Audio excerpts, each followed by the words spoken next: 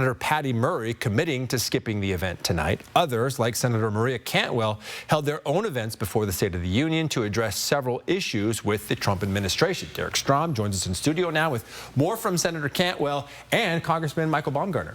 Derek, Cantwell's main concern ahead of tonight's State of the Union is the SAVE Act, which is being supported by the Trump administration.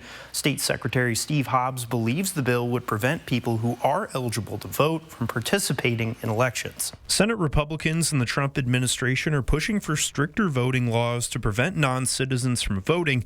One of the proposed bills is the SAVE Act, which would require people to present a birth certificate or passport before voting. But Senate Democrats, including Washington Senator Maria Cantwell, are pushing back ahead of tonight's State of the Union, saying that bills like the SAVE Act would suppress legitimate voters. A passport can cost $165. In Washington, a replacement of a birth certificate is somewhere between $28 and $51. And voters will have to travel to do more paperwork and stand in longer lines. Senator Cantwell's guest at tonight's event is Secretary of State Steve Hobbs, who says the federal government's cuts have made it more difficult to prevent election interference. If this administration was serious about elections, you know what they would do? They would restore the funding and support which they cut last year to programs to defend our elections from constant cyber attack and disinformation campaigns from overseas actors.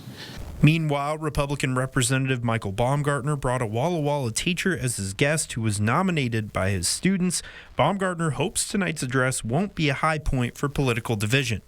Some of them were talking about the community heroes that come. Last year was the young man battling cancer, where many Democrats stood up and applauded. And I think, we can celebrate those good moments of camaraderie, and certainly there's some principled divisions as well, too. Baumgartner hopes the president will highlight policies on crime and fentanyl as part of his speech tonight, though he says overdose deaths from fentanyl are still too high in Washington. In studio, Derek Strom, 4 News Now.